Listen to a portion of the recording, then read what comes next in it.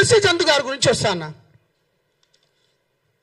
తను ప్రతిసారి నాకేం తప్పుంటే మీరు క్వశ్చన్ లేని మళ్ళీ మళ్ళీ మళ్ళీ చెప్తున్నా నేను, మోడీ ఉన్న సేఫ్టీ సున్నా అట.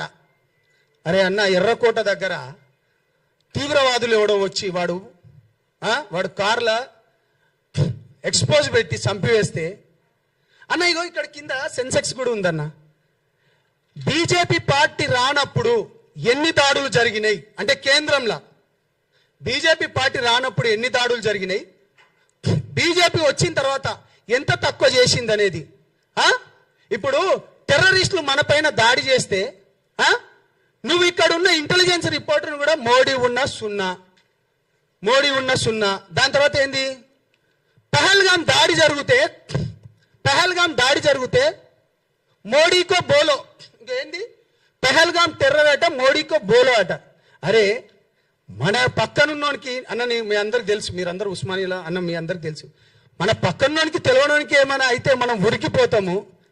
నువ్వు ఇండివిజువల్ జర్నలిజం పేరుతోని నువ్వు ఏం మాట్లాడతావు తులసి చందమ్మ? నువ్వేం మాట్లాడతావు? సొయ్యుండి మాట్లాడతావా, సొయ్యి లేక మాట్లాడతావా? లేకపోతే ఆపరేషన్ సింధూర్ పైనట, ఆపరేషన్ సింధూర్ పైన విద్వేష వైరస్ కు కొత్త ఆపరేషన్ అట. ఏంటిది ఇది? ఏం జర్నలిజం చేస్తున్నావు నువ్వు? ఏం మాట్లాడుతున్నావు అమ్మా? అదేవిధంగా గౌరవనీయులు పాషం యాదగిరి అన్న, ప్రొఫెసర్ నాగేశ్వరరావు గారిది నేను ఎక్కువ వీడియోలు నేను చూడను, కానీ నీది నేను మంచిగా చూసేటోనన్నా. నువ్వు మాట్లాడితే చాలా మంచిగా మాట్లాడతావు. ఎందుకంటే గత ప్రభుత్వంలో ఉన్నప్పుడు కూడా ఏంది అప్పుడున్న ముఖ్యమంత్రులు కూడా ఏ విధంగా మాట్లాడతారో, ఏ విధంగా పనులు చేస్తారో చెప్పేటో నీకు కాటికి కాలు చాపుతున్నావు నువ్వు కూడా ఇట్లా మాట్లాడడం పద్ధత అన్న? నువ్వు గౌరవం ఉందా అన్న? నువ్వు మాట్లాడే ఏమైనా ఇంగిత జ్ఞానం ఉందన్నా? నువ్వంటే నాకు గౌరవం ఉందన్నా, బుద్ధి ఉండాలి కదరా అన్న నీకు. ప్రేమతో అంటున్నా, అరే రా అని అడ్జస్ట్మెంట్ చేసుకో, ఏం కాదు, మా అధ్యక్షుడి గురించి అన్న ఒకటి. అరే పాషం యాదగిరి అన్న, ఏం మనిషిరా అన్న నువ్వు? 5 పెళ్లిళ్ళు చేసుకో, నిన్నెవడు చేసుకోవద్దన్నాడు? రాజ్యాంగబద్ధంగానే చేసుకున్నాడు గారా. ఏంద్రా ఈ పెళ్లిళ్ళ గోలా? ప్రతిసారి ముండా కొడుకులకు అరే మగోడు చేసుకున్నారు రా పై బాజాప్తగా చెప్తున్నా, తెలంగాణ ముచ్చట్లే చెప్తానా. ఏంద్రా మీ బాధ? రాజ్యాంగం ప్రకారమే చేసుకున్నాడు. ఏనంటే 3 పెళ్లిళ్ళు, అరే వేషాలు వేసేటోళ్ళు, బూడిదలు పూసుకునేటోళ్ళు. నీకు వద్దన్నమన్నా. తెలంగాణ ఉద్యమంలో నేను తెలంగాణ సినిమా ఆర్టిస్ట్ అసోసియేషన్గా నేను పనిచేసిన, నేను జనరల్ సెక్రటరీగా ఉన్నా, అనేక మందికి నేను కార్డ్స్ ఇచ్చిన, నేను రియాలిటీ షో కూడా చేసిన. మరి తెలంగాణ వచ్చినప్పుడు ఇదే రసమై బాలకిషన్ అన్న అప్పుడు ఒక మంత్రిగా ఉండేటోడు 7 ఎకర్ల మీటింగ్ కూడా జరిగింది. అప్పుడు నాగార్జున గారు, చిరంజీవి గారు కూడా వచ్చింది అనుకుంటా. దాని తర్వాత చాలా మంది హీరోలు వచ్చిండ్రు. తెలంగాణ ఆంధ్ర ప్రాంతం విడిపోయినప్పుడు ఇది మీకు తెలవాలి కాబట్టి చెప్తాను. ప్రతిసారి సినిమాలు మీవి, బూడిదలు మీ తెలవాలిరా భయ్. మీకు 300 కోట్లు ఉండే అప్పుడు తెలంగాణ మన తెలుగు ఫిలిం ఛాంబర్లో. అప్పుడు అది ఏపీ ఫిలిం ఛాంబర్ అని ఉండే. 300 కోట్లు ఉంటాయన్నా, మీకు తెలవాలి. నేను చెప్పిన, అరే మీరు 150 కోట్లు తీసుకోండి, మేము 150 కోట్ల లెక్క తీసుకుంటాం.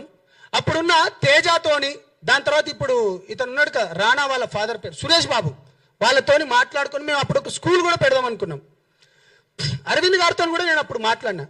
అటువంటిది తెలంగాణ వచ్చిన తర్వాత నీ తెలంగాణ వచ్చింది, అయిపోయింది, మరి ఎవడు విడగొట్టలే, మరి దాన్ని ఎవడు తీయలే? మరి ఇప్పటిదాకా 13 ఏళ్ళు అయింది. ఒక ఫిలిం ఛాంబర్ ఏమైనా ఉందా? రసమై బాలకిషన్ అప్పుడు అన్నాడు, తెలంగాణ వచ్చింది, అయిపోయింది, ఇంకేం లేదు. బుద్ధి ఉండాలిరా, తెలుసుకోండి. మేము కొట్లాడినాం. ఒక నీతి నిజాయితీ పరుడు పైన మాట్లాడితే ఈ విధంగా ఏం కాళేశ్వరం పైన మాట్లాడదాం పాండి?